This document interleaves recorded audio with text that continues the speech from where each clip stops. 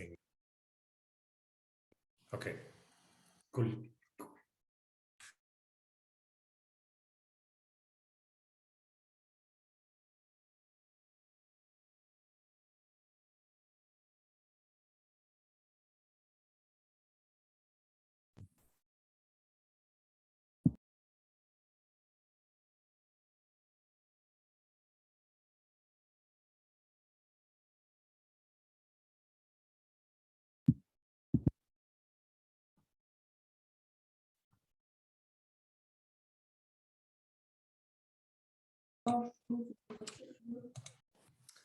Good afternoon.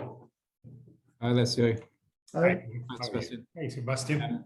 So Alessio, we are joining from two different devices. So one is this one, my laptop, so I can share slides. We're also trying to join from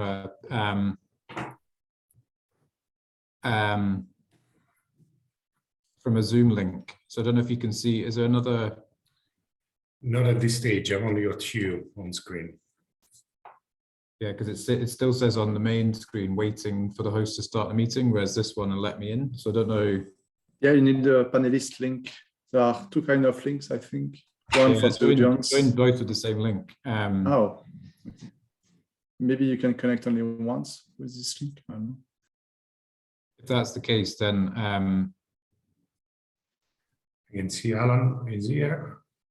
because I'm with Paul and we have a Zoom screen with a camera, and I've just got my laptop ready to share the slides. So if you can't see someone else trying to access this, then there's something gone wrong. No, it just links straight to. You don't need a cable. Nah.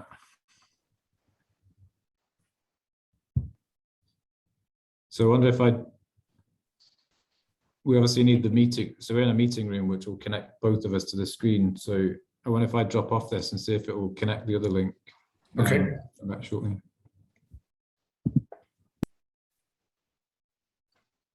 I can't actually post in these.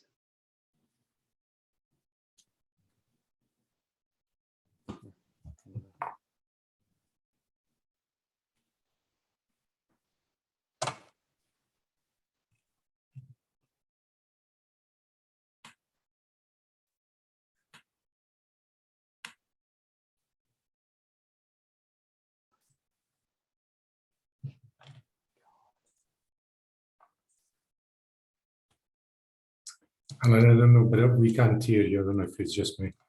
Can you hear me? Oh, I can hear you now, yes. Oh, okay, good. So I guess we'll wait for a couple more minutes to see if Yeah, anyone I think joins it's us. best that we wait for a few minutes to see if there are some other people who join us. Sebastian, I just tried, I can't post anything in those threads. Oh, I think you have to have certain, certain things to be able to do so. I'm quite sure I don't have video either, but I cannot. I can just post starting.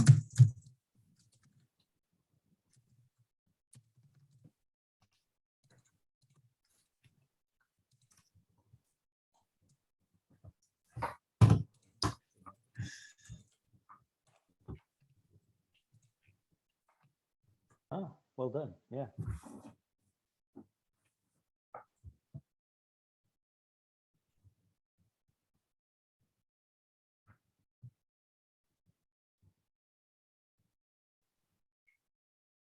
Okay, so yeah, so we'll give it a minute more or so. Otherwise, we can just start because we're recording it anyway. So people can watch it if they didn't catch the program from the start anyway.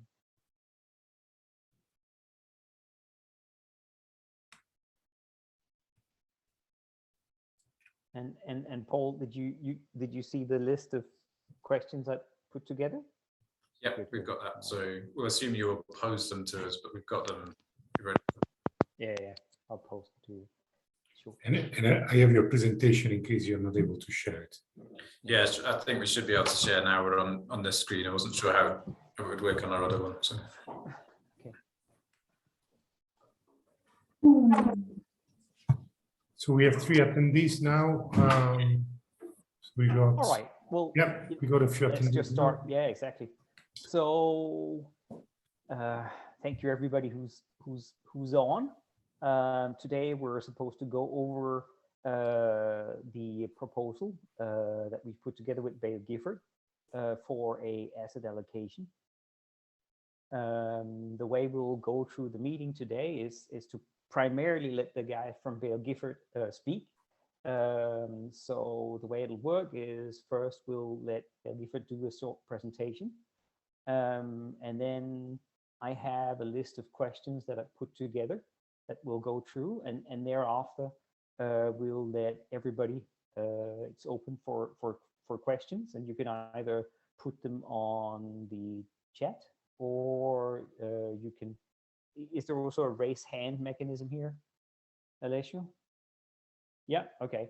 And then Alessio will make sure that when we're past these questions, we'll get to all of these community questions or raised hands. So and Sebastian will interrupt at any point in time he feels like it to add on to whatever I say and whatever questions might be there. So with that, welcome to Paul and Paul from Baillie Gifford. Thank you very much for joining us. My pleasure. Yeah, thanks for having us. Good. Great.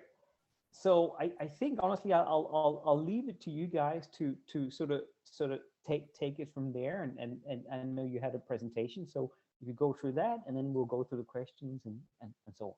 Yeah. Okay. Yeah. Thanks, Alan. So it's always rather unsettling talking to yourself on screen and can't see anyone on the other side of it. But thanks anyone who's joined and anyone who's watching this recording. It's a really great opportunity to speak to you. So my name is Paul Roberts. I'm involved in the client side at Baillie Gifford, and I'm with Paul Dilworth, who's our lead investment grade manager. And so I'll make some introductory comments about Baillie Gifford. It might not be familiar to all of you, and then Paul will talk through the way we think about credit investing, and then more specifically about the portfolio that's proposed for this allocation.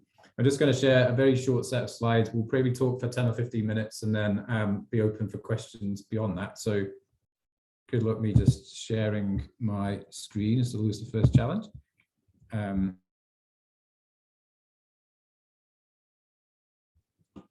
For those of you who aren't familiar with Baillie Gifford, and we're not necessarily a household name, so we're sitting here in Edinburgh in Scotland. This is our headquarters. We were founded here in 1908, so we've been investing for clients for over 100 years. And today we manage close to 400 billion for clients across the globe in a range of different strategies. And not long after our founding in 1908, we took on the Scottish Mortgage Investment Trust, which today is one of our largest and long-standing clients, and is today a FTSE 100 company, investing in many of the world's most innovative and strong growth companies. Now, the way we manage credit obviously naturally has some differences, but it has more similarities than differences, I would say, to that approach that we're best known for, which is for managing high growth equities. And an awful lot of that comes down to the structure and the culture of Baillie Gifford itself. So I'll make some introductory comments about that, and then Paul will talk about how that translates into our approach to managing credit. Now, the first thing to say is it's almost unique in the industry, but we're an unlimited liability independent private partnership. Now, that provides fantastic stability for the firm in terms of the way we can invest in our staff and our processes.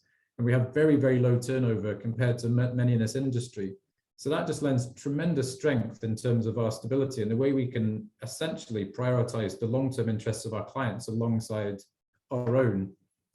And essentially, without any shareholders to report quarterly earnings to, we can purely concentrate on our sole job, which is to add value for clients over the long term and to deliver, we hope, an excellent client service to them. So our culture and our structure is very much about putting clients at the heart of everything we do, and the partnership structure is hugely supportive of that. The way we invest is also very clear in terms of our philosophy across all of our Baillie Gifford investments, and that is we are truly active managers who invest in the fundamentals of individual securities. All of our investors here carry out deep analysis into a range of different companies. We think really carefully about our role as stewards of our clients' capital, and we'll talk a bit about ESG and our evolution of our thinking there, but it absolutely underpins the way we think about our role in the financial system because we are essentially stewards of our clients' capital, and we need to do essentially the best we can with that role, and we engage with companies and we take that role very seriously. And importantly, and much of our success comes from thinking forward. What are the things that are going to change society for the different in the future? How are companies going to adapt to that change? The way we think about risk is purely looking forward, not anchoring off the past.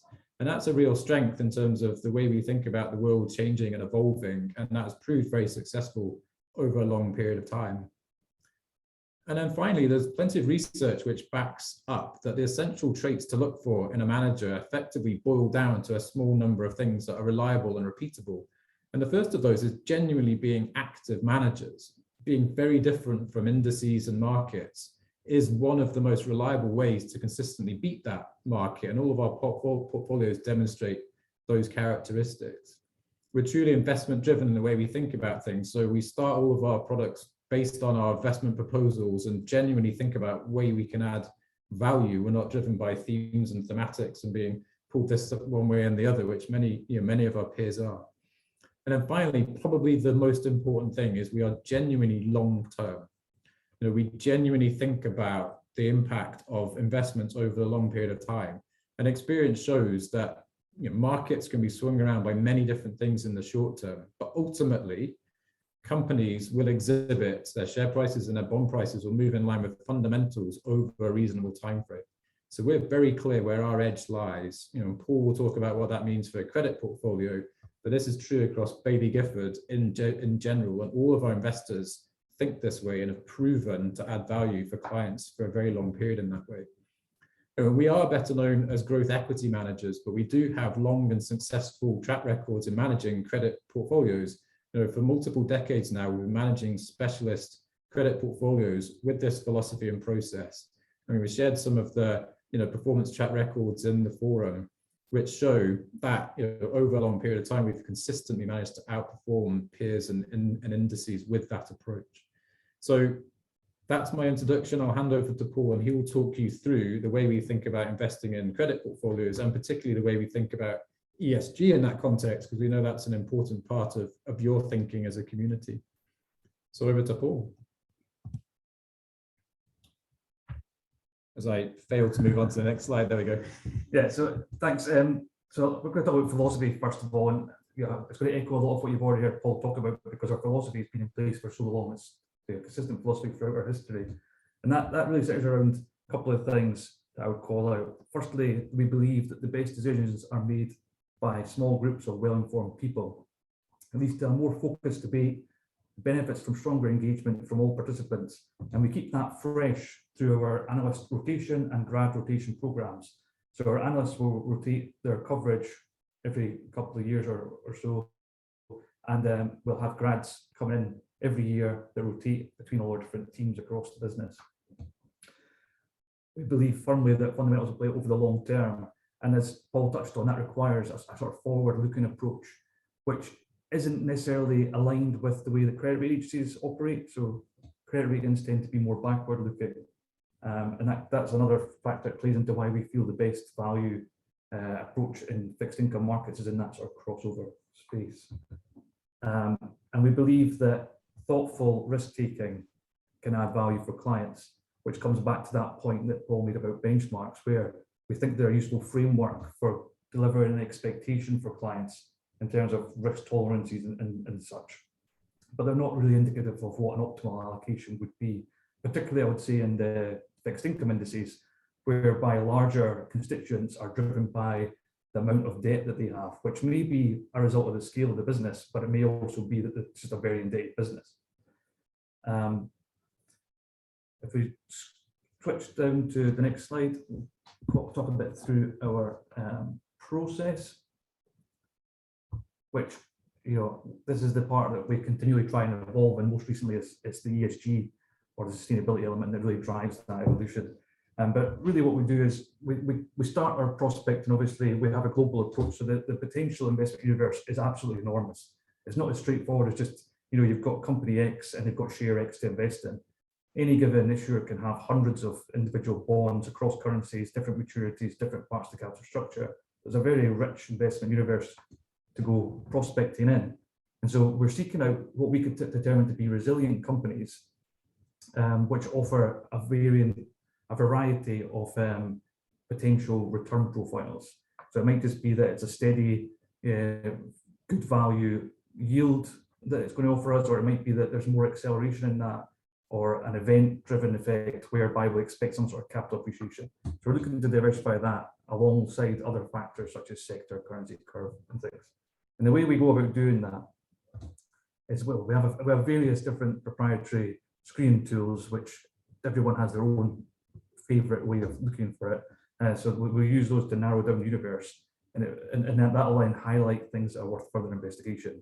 And the areas that we like to really focus on are target areas of inefficiency, which again are the crossover area, parts of the capital stack, different currencies, and we say misrated / unrated. The reality is there's not very many unrated. It's much more a case of misrated, but that captures a small element of the fixed income universe, which doesn't carry official credit ratings from the agencies. We can talk some examples of those different categories if that's of interest at a later point, but in the interest of time and getting into the questions so you can get the most value. So I'll hurry along. So once we've identified an idea, it then comes to creating a proprietary report on it. So whoever's responsible, whichever analyst covers it, goes away, spends a bit of time, produces anywhere between 3, I would say, to up to 5,000 words proprietary research, and it's centered around these 3 pillars, which are the company's prospects, what we now term sustainability, but in the slide is ESG. I think that was more broadly recognised by the market, and the capital structure, which you can think about in terms of its financials, its financial strength. And each of those categories is given a score between 0 and 4 to generate what we consider to be an aggregate sustainability score. After that report is produced, it's circulated around the team with a bit of time for people to have a thought, apply themselves to the investment case, really think about the story, ask any pertinent questions that come to mind ahead of any of the debate and discussion on the investment case, which will then lead to a group outcome with some milestones if we decide to invest or not, what we should monitor going forward. And if it's the case that we're not completely on board with what we've learned through the discussion, it might be that the analyst has to go back and do some more work and then fill out the report, and we'll go again. We're not looking to just rush into anything, even after that lengthy process. That differentiates us quite a bit, I think, particularly from other investment grade credit houses, who quite often will just be more consumers of research. So from your investment banks and various other suppliers of third-party research. Whereas we're much more proprietary research. We won't buy anything unless we have written our own piece and discussed the prospects of that. If we jump to the next slide, cover a bit of the sustainability assessment. So this is an area that's evolved more recently, really driven by client demand. It was always an integral part of our investment process. We don't believe that given that we believe that long-term fundamentals are what went out, you have no long-term story if you're not sustainable, right? So it's always been an integral part of how we think about things, but the client demand is really driven for that to become a more explicit part of our research process, hence the scoring that we now have for it. And we've adopted the Sustainability Accounting Standard Reports, or SASB's 5 dimensions of materiality. And that covers 26 different sustainability issues, which they've highlighted through their own endeavour. In case you're not familiar with SASB, it's a non-profit organisation founded, I think, about 11, 12 years ago, with the idea, the concept of trying to develop globally recognised sustainability accounting framework, so that everyone could be on the same page, so that the disclosure become uniform. And so when we look at an individual company, we're able to leverage off SASB have what's called a materiality finder, where you can go into a given industry and it will pull up all the 26 underlying sustainability issues which feed into these 5 dimensions. And it'll highlight, given this industry, X, Y, Z are the key focuses. So for e-commerce, it might be energy management, data security, products, whereas for an asset management firm, it's more about selling practices, product design, and business ethics governance. So we use that information alongside what we now have as a proprietary database, which contains links to 100, 200, I'm not sure, but a lot of separate specialist sources from the industry and other ESG rating providers. And then using that, the analysts putting the report together will score each of these 5 dimensions, 0 to 4, and then aggregate them based on materiality weighting rather than like an average weighting to obtain that pillar score, which is 0 to 4, and maps to the descriptions we have down the right hand side of that slide, with 0 being deemed unsustainable and therefore uninvestable. 1 is an adapting, which requires much more engagement and encouragement to transition in whichever area it's failing, and then all the way up to 4, which we consider to be an enabler. If we go to the next slide, that kind of breaks it out a little bit more detail. We've not got any examples in the portfolios of unsustainable because we don't own any, but to give a flavour of what that might be, one of the analysts produced a report on Plains All American Pipelines, which you may or may not be familiar with, BBB- rated pipelines, transport, storage of liquefied petroleum, gas and petroleum across US and Canada. But we decided on the sustainability leg that it was unsustainable to invest in because of the poor track record that they had in dealing with leakages and any cleanup associated with that. And then similarly, there was more recently actually a investment case put together on VistaJet, which is a single B rated private jet operator.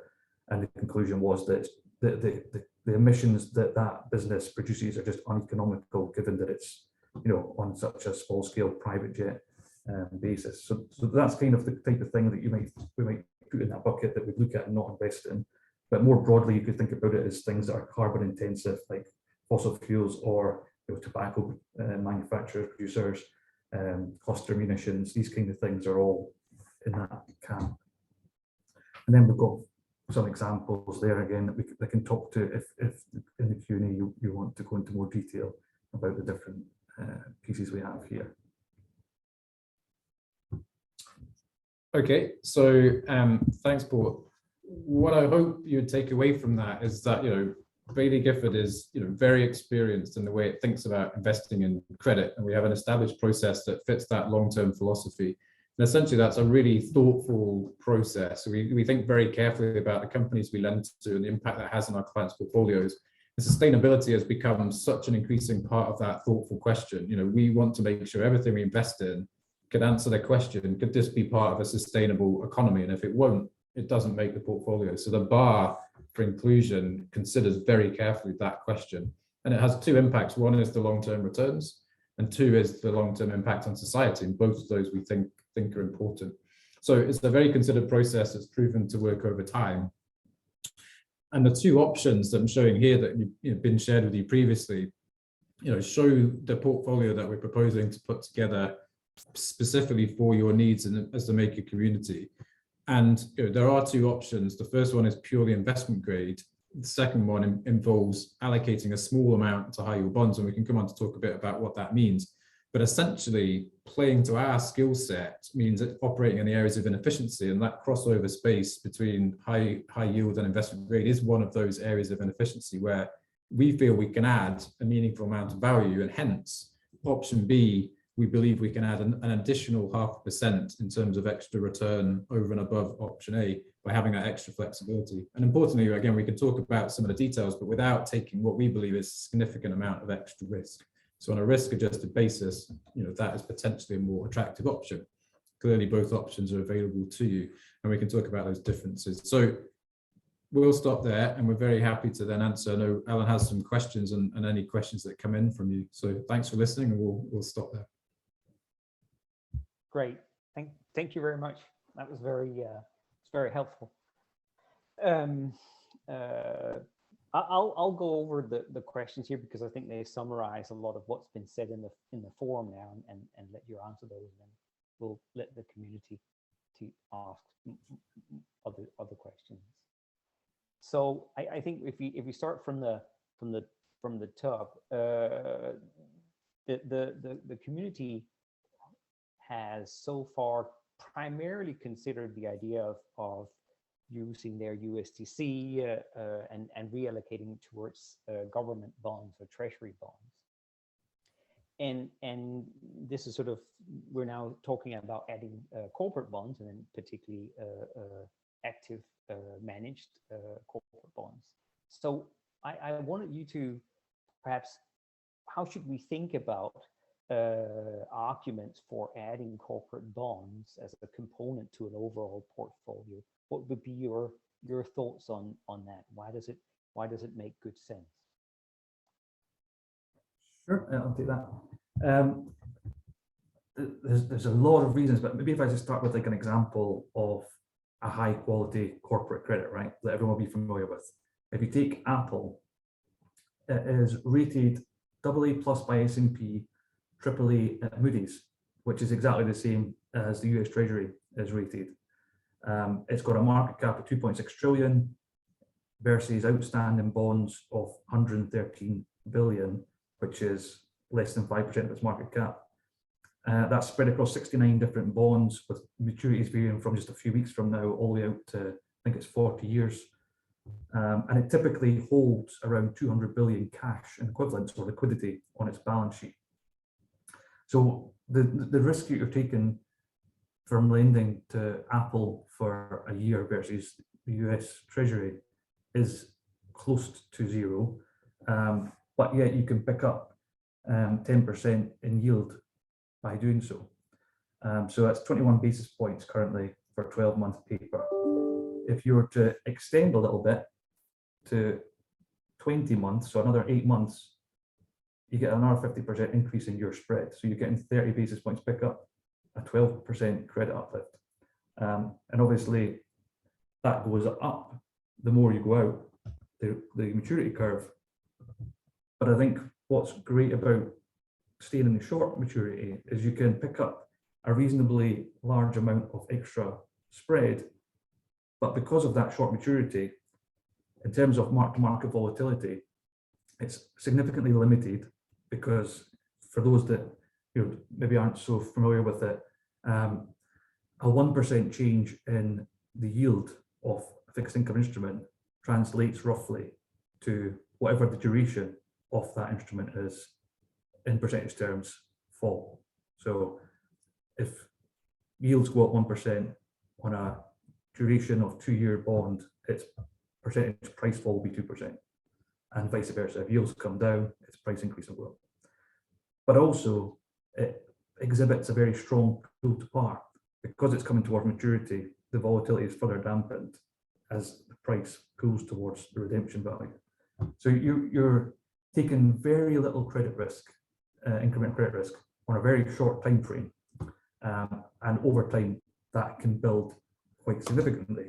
So if we were to take the broader index, which clearly is going to be a little bit more risky, just taking Apple, the pickup you get looking at the 10-year average annual excess returns for the sub-5-year dollar index that we've proposed as a benchmark is 124 basis points. So if you've got that invested for 8 years, that compounds to a 10% capital increase in value over that 8-year period.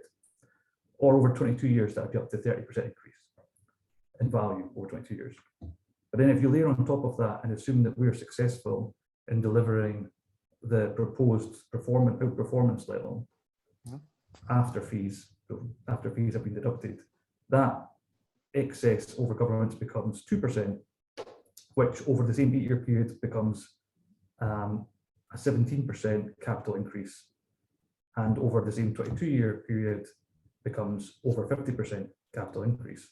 So even though you're talking about potentially small incremental uplifts, it's the compounding effect that helps bring the value over time. And when you look at it to that broader index, even looking at the lowest quality rating in the index, which is triple B, the average 20-year default rate for that market is 0.13%. And then if you extend to the double B market, which we're proposing we have some exposure to, and for reasons we can talk about, that risk rises to about 0.35%, but your excess return rises to 265 basis points versus the 124. So you get a significant, the uplift you get in excess compensation, if you like, over treasuries outstrips the increase in risk you're taking. Right, exactly. So that's basically the key part, right? That whatever you are adding a risk in this particular situation is quite small compared to what you're getting out, in particularly when you extend the period, right? It's sort of, you need to extend the period out for some years, but then you see this particular effect. Would that be correct? Can you just say that again? Sorry, I'm just, I make sure I catch you correctly. So what I was saying is that you're getting incremental returns from being in corporate bonds, and the added risk you actually take on are quite small compared to what you're getting out, particularly when you extend it over a period of time. I mean, not just looking at a single exactly. year, but looking at a compound year. Right? Yeah, that's what I think you're saying. I hope. Yeah, that is right. And furthermore, I would add that that extra spread that you get, that extra cushion that you get to interest rate volatility actually protects. So, you know, year to date, we've had the most violent rates move we've had in the last 30, 40 years, sure. Which is also blowing credit spreads out a little bit. But over that time period, so year to date, the double B sub 5-year return is actually been better than the triple B sub 5-year return, purely because the driver of the volatility has been interest rate movements, and they are less sensitive to that. So in a way, they can complement a treasury portfolio. Okay. Yeah, and I think there's a couple of points worth reiterating there. One is, with a sensible time frame, the added value compared to the added risk, is substantial. And there's plenty of research that shows that, a significant proportion of that extra value and return, because it's not credit risk, it's attributed to something else, right? And a big part of that is liquidity. Now, it's not to say these are illiquid instruments, they are very liquid, but they do have a cost of trading. And so if you're holding this as essentially a long-term portfolio, that you're not trading on a regular basis, you're earning a liquidity premium that's effectively free money. So there are periods when you need to liquidate that portfolio, there is a cost involved. But again, extending the time frame over a sensible period, and that means more than a few days, you're earning a liquidity premium, you've got relatively little credit risk, and you're adding diversification relative to purely treasury risk. So as part of a portfolio allocation, it makes a lot of sense in our minds to add corporate bonds in size depending on your risk tolerance, but they do provide lots of benefits. Right, and I guess in Maker, this is sort of protection against extreme liquidity risks, which hopefully is not something that happens too often. So one could say that this portfolio would have hoped to actually not touch for some time, and so it should be relevant to try and pick up those particular points that you're suggesting. Yeah. Okay, very good. I think I'll move on, otherwise this becomes a long meeting. So current marking timing, because there's as you can see, the markets are particularly turning right now because of the Fed moving interest rates up. There's inflationary pressures. They're at 3%. The yield curve is entirely flat. Is it a risk on? Is it a risk off time, and so on? There's a lot of sort of market timing things that are up in people's minds right now. Are we getting in at the right time? Are we getting in at the wrong time? And how should we be thinking about that sort of particular market current situation? What would be your suggestion? My suggestion would be don't worry about market timing, because that's not, you're not trying to generate extra alpha from timing markets necessarily from this. Obviously, as a live mandate, the parameters would allow for risking up and down depending on what our overall view was. But at the same time, I guess it is worth noting that this is an asset class that tends to, in terms of like short dated investment grade / BB credit, that tends to produce positive returns on an annual basis. And because of the start to the year we've had, it's down like 1.4% in excess return. So that's on top of the Treasury negative return. It's probably down 5% or so. So depending on what your outlook was, you could argue that you could take the view that this is actually an attractive entry point, but I wouldn't let that drive investment decision process for you guys. Right, you're thinking we should be thinking not short term, but long.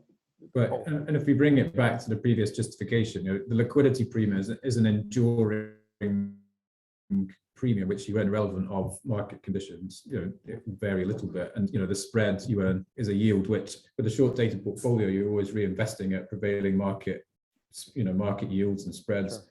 Sure. So to a certain extent, it's very difficult to call the current market in terms of timing.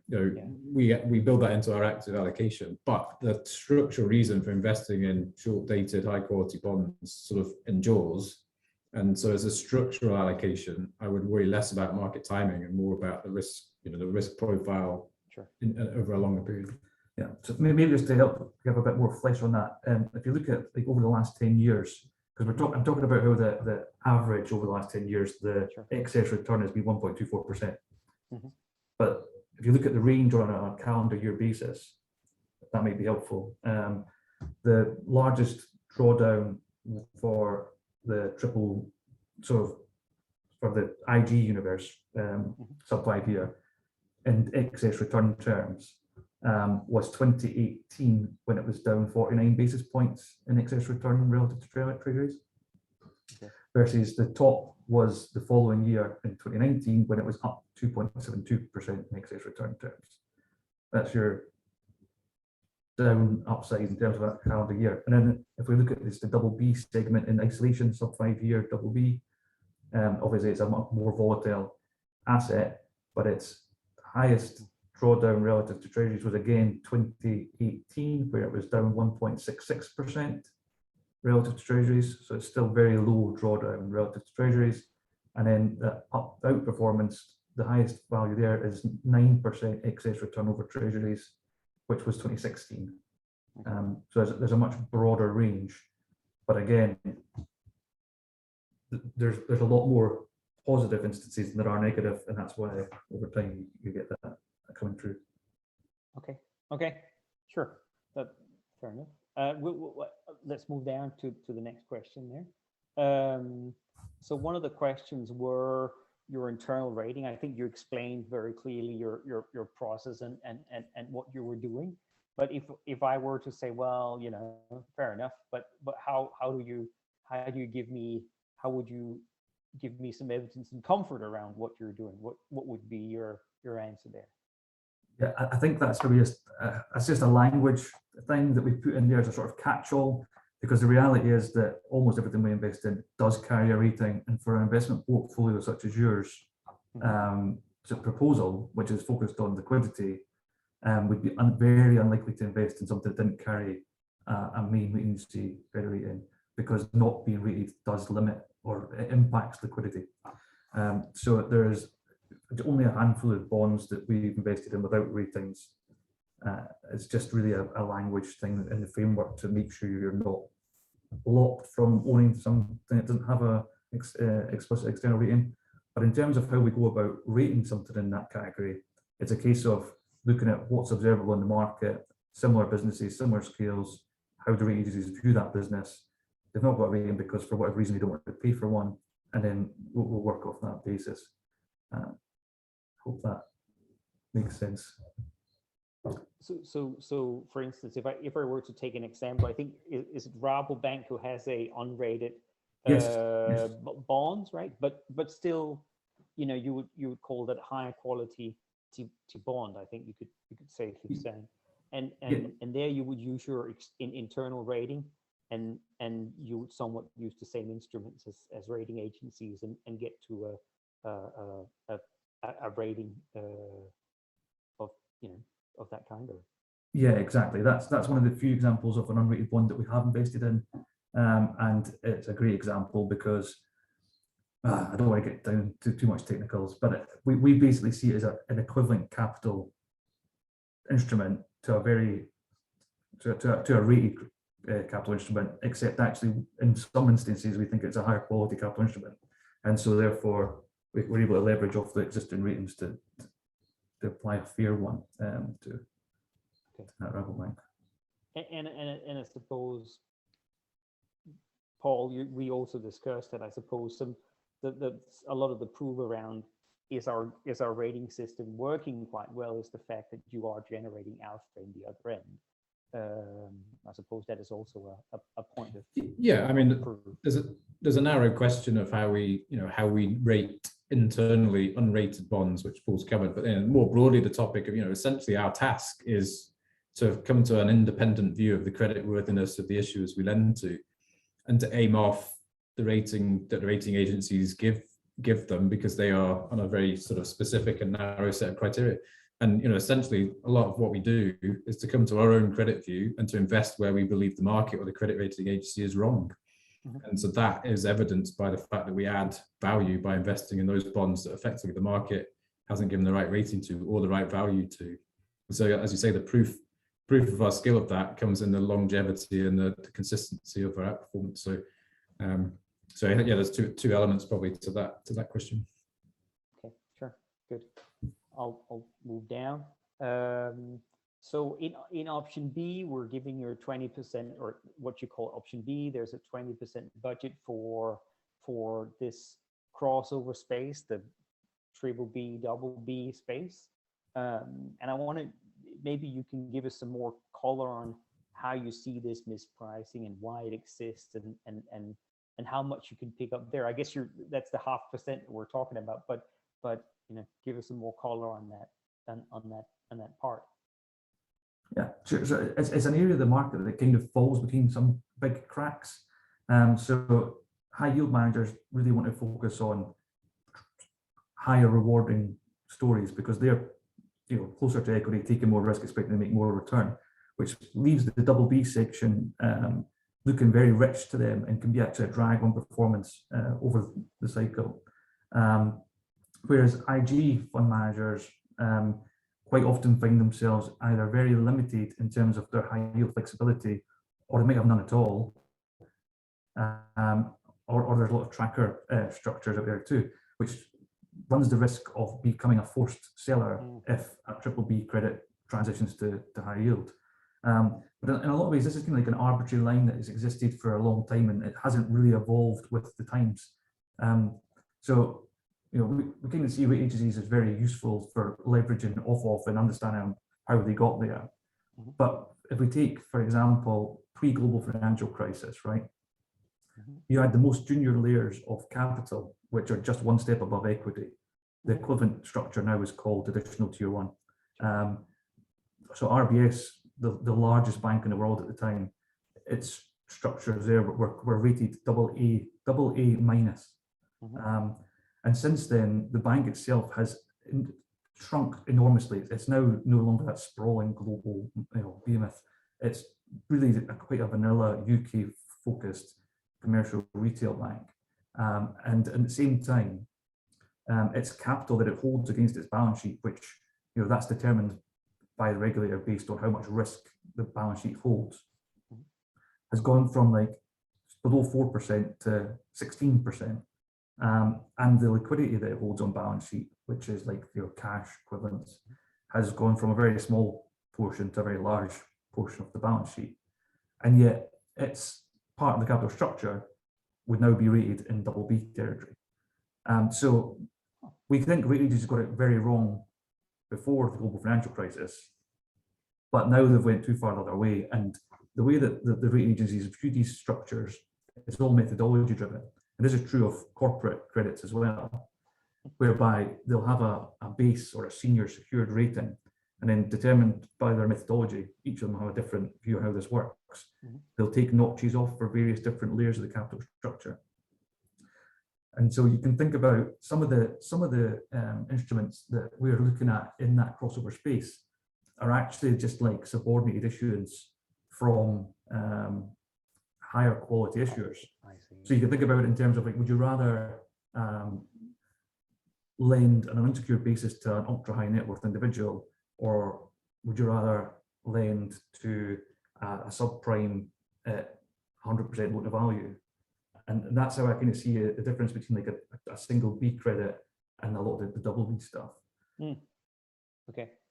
I mean, one thing to add into the mix there is, like, I know you shared the paper from PIMCO in the forum, which I think is helpful to talk about this, is the impact of fallen angels is quite significant on the return you get from some double Bs. So Paul mentioned the rating agency methodology. So essentially these are investment grade businesses who for various reasons go through a temporary period being downgraded to high yield due to the specific metrics which the rating agencies use.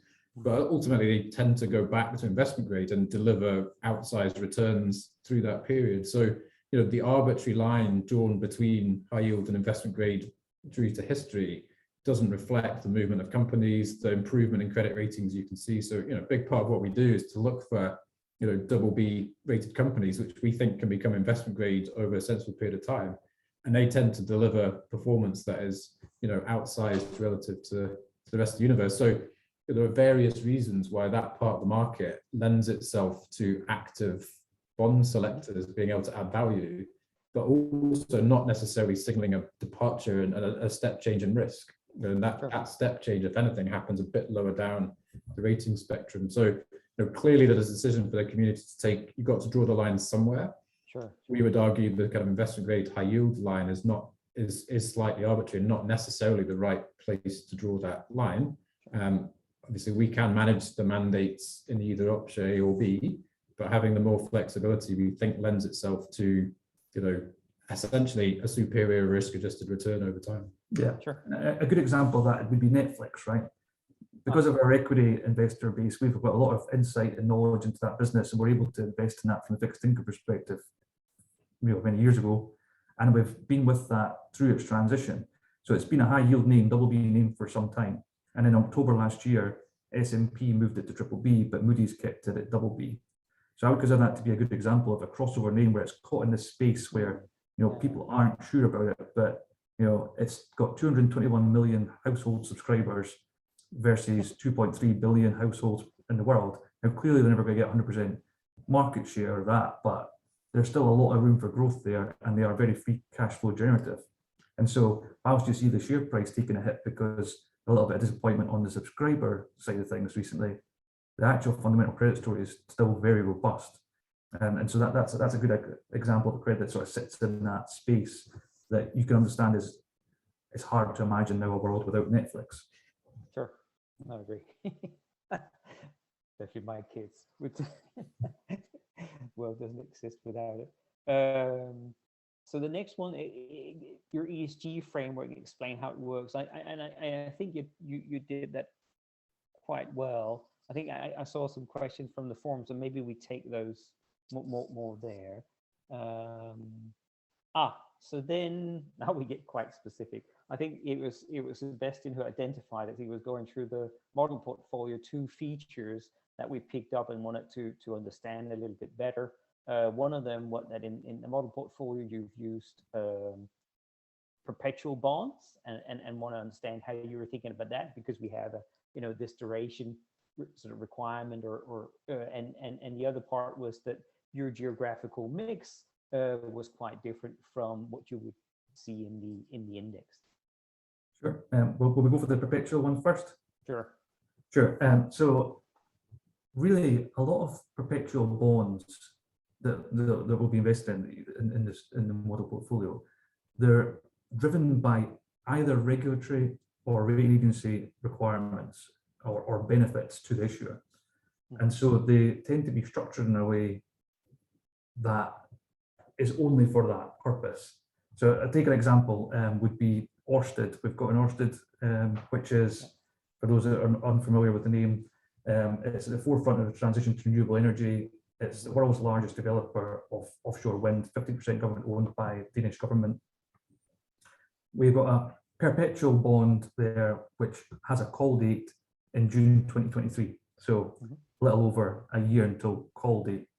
And the reason this bond exists is for a rating agency equity benefit to support the senior ratings. And the concept being that it keeps the funding cost of the larger portion of funding lower than it otherwise would be by keeping the ratings higher. But this structure, if it lives beyond its call date, S&P take away the equity value. So Ørsted have only issued this for rating agency benefit, which they lose if it's not called. And then you add into the fact that it's currently offering you 230 basis points over treasuries to that June 2023 call date. And if it didn't call, its reset level would be 475 basis points, or 4.7%, 4.75% above government bonds. So even if you didn't have that loss of regular rating agency value, it's completely uneconomical. It makes no sense at all for Ørsted to leave outstanding. And that's really what we try to do when it comes to perpetuals, is identify instruments that are structured in such a way for regulatory benefit, but that we have high conviction in won't be perpetual instruments. Right, so you know that the call is so clearly something you need to do that it's not truly perpetual in that sense. Yeah, it's structure specific. It's subordinated issuance of very high quality companies that we have strong conviction in, and we also have to have high conviction in expected call date, because we're not looking to invest in perpetual instruments. Having said that, there might be the case at some point that if you had floating rate instruments that you didn't expect to be redeemed, that might make sense. It's not something we're considering, and it's not something that's in the model portfolio, but that is something that might fit depending on what the instrument was, what the structure was, what the environment was. So that's kind of the perpetual things. Okay. On the other one was the benchmark composition. Yeah, so coming to that's really comes back to what we said at the start, which is our whole philosophy is that, yes, we think that benchmarks are useful for people to sort of think about the risk parameters and return expectations. But we approach it with a global mindset, and so we just create a portfolio of ideas that we think can deliver what we're asked to deliver, and without being too beholden by the composition of the benchmark. Having said that, there is some things that naturally skew us away from the US, and that is, firstly, in terms of the benchmark we're proposing, about, I think 5% of that is energy, the energy sector in North America, which due to ESG reasons and sustainability concerns, it's too dirty for us. We are underweight completely, so that's 5% underweight North America straight away. Linked to that, we've got utilities, so 4 and a bit % underweight utilities from North America. Again, it's not just the fact that they're very dirty. It's a very fragmented industry in the US. Every state's got its own regulations. So, for example, Californian utility companies can be liable for forest fire damage. So it's a very complex, fragmented area. But the key thing is really that, so anecdotally, our utility analysts suggested that if you took a mediocre European utility and compared it to the US peer group, it would look like top, best in class from a sustainability transition perspective. So that we're naturally skewed away from US on both those fronts. And then the other big one is the financial space, and that's kind of partly to do with the ESG angle as well, because again, Europe, the Nordics are very much at the forefront of transitioning, making sure that they even get their actual financing activities carbon neutral or carbon positive within certain time frames. Disclosure is really high. whereas the US obviously are funding more of the fossil fuel industry. But also the other factor with regards to the financial side of things is actually just valuations. Sure. So you can pick up 30 to 45 basis points in tier 2 structures between aggregate US and Europe, UK, and it's actually even higher. It's about 45 to 60 basis points pick up in the level of capital up, which is senior bail-in or senior holdco, depending on how you think about it. And so that gets you to 20% underweight in and of itself, and then the rest of it's just kind of little bits and pieces. And what I would say is, we think about this as a US dollar portfolio, which we would invest, translate any non-US dollar bonds back into dollars, and we can also hedge, interest rate exposures across different countries if required.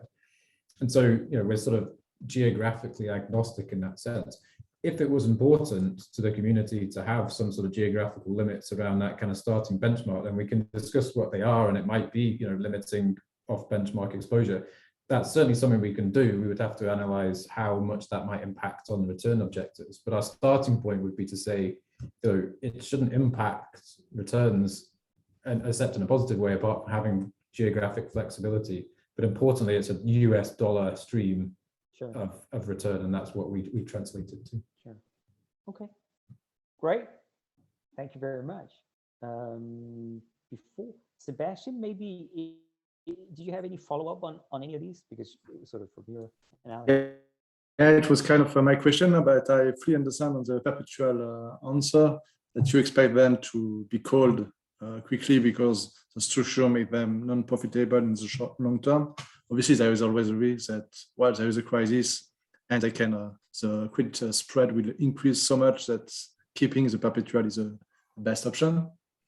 And on the composition, especially on the countryside, it's mainly due to ESG and and Europe is kind of the third world lately in markets. So yeah, kind of understand that part.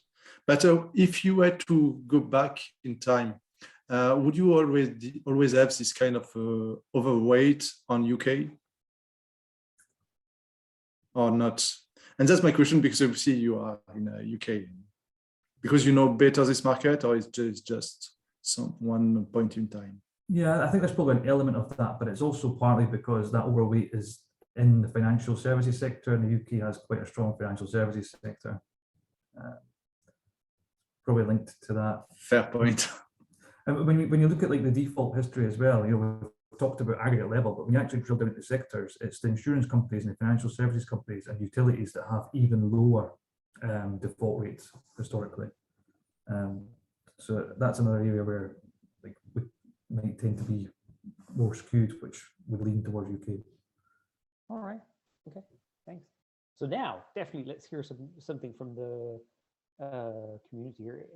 I'll actually, unless you've been following the chats and have other people raised hand or questions and so on? No, I don't see yet any questions or raised hands from the audience, but I would definitely, we have a number of attendees, so it'll be good to see if anyone has any questions.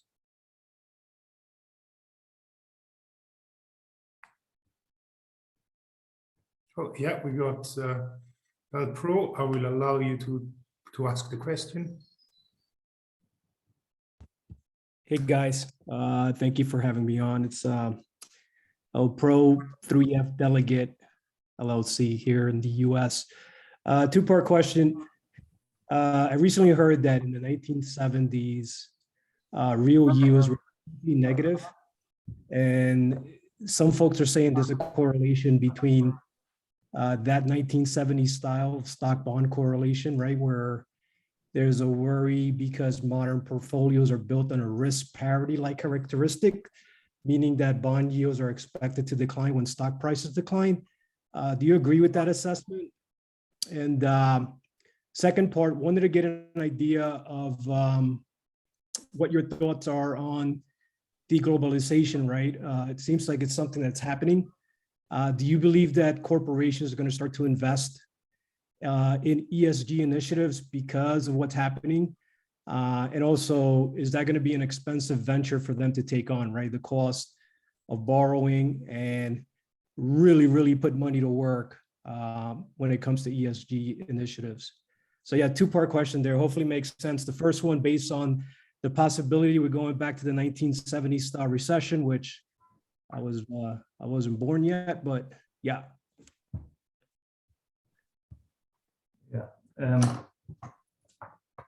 Okay, so on the globalization front, I think what was the actual question in regards to globalization again? Sorry, that. Yeah, so when stock prices, when bond prices go down, stock prices go down, right? So you're talking about option B corporate bonds, and how does that correlate? Yeah, so it's really hard to know what's going to happen in the future, and you know they say history often never repeats but often rhymes or something, right?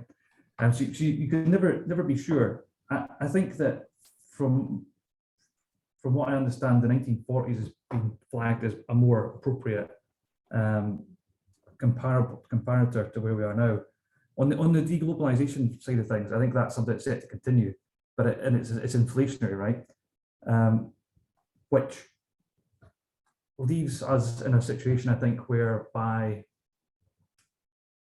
our core view would be that growth rolls over because inflation kills off demand, and that then results in central banks having to pivot the policy again, which then results in lower yields. So that would be my view, like in the next sort of 18 months to 2 years, that you would see yields fall again as a result of that. On the capex, the ESG spend side of things, we're sure that that's coming. Seems that America is maybe a bit behind versus Europe on that. What's unclear at this stage is how it's going to be funded or who's going to fund it, whether it's going to be government agencies or whether it's going to be the utility companies and such like themselves. And so it's difficult to know what impact that may have on markets depending on who's issuing it.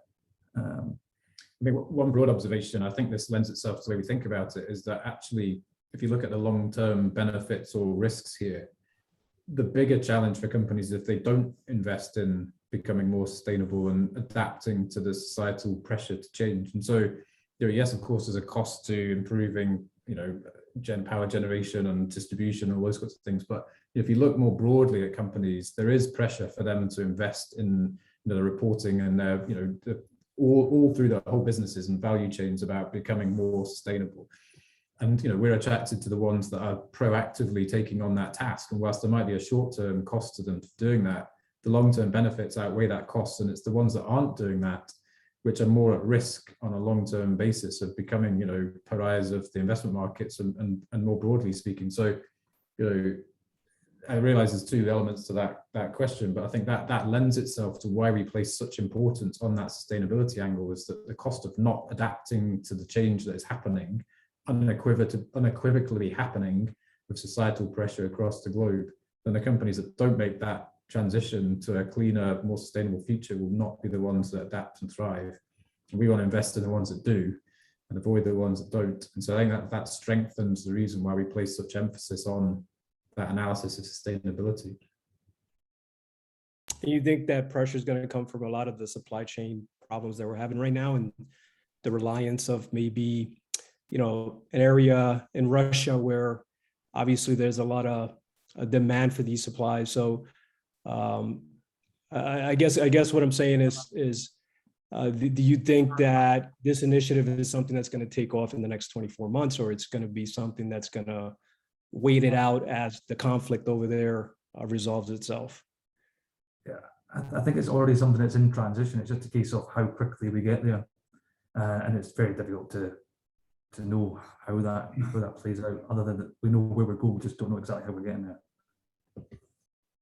Yeah, there's the pressure for deglobalization started a few years ago, and a lot of that was because of the risks of feeling like you're exposed to China, and then the pressure of localizing your supply chains from a carbon perspective has increased that, and then geopolitical stress in part of Europe has increased that again, and all of these things will come together. But so it's difficult to say how that short-term trajectory goes and what are the main pressures.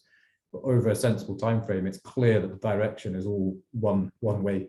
And so, we want to be keyed into that directional change, and rather than try and worry about the more immediate drivers of that. Great. Cool. Thanks, guys. Thank you for Pro for the question. Is there any other question?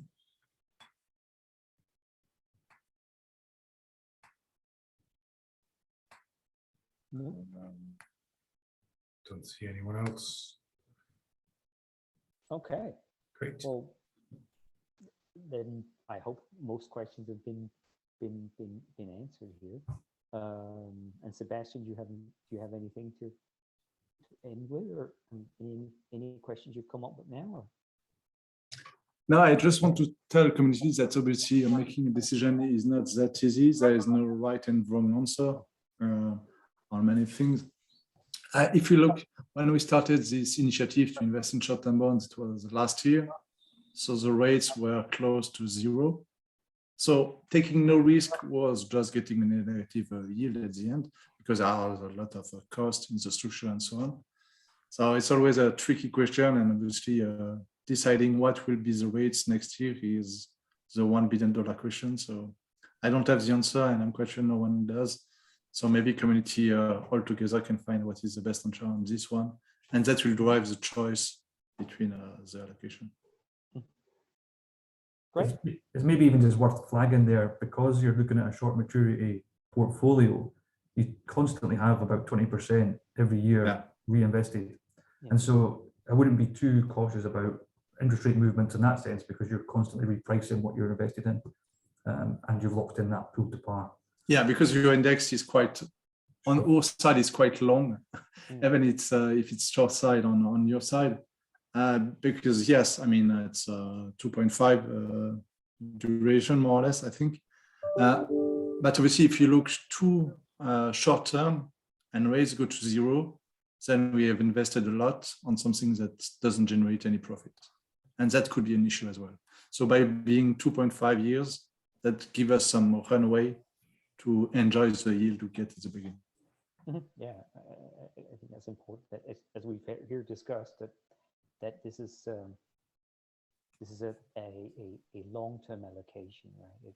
It's not trying to be very good at market timing, not trying to get that exactly right. We're trying to put something out to a place that provides yield for a good amount of risk, for adding on a reasonable amount of risk to get an outsized return, and see that happening over time, and finding that portfolio sort of matches by the fact that we're not intending to, we hopefully should never be touching these money, because they're supposed to be primarily for cases of extreme liquidity issues with maker. So it should be a in that sense a longer term strategy, as long as it's liquid. And I think we've also tested it for abilities to liquidate.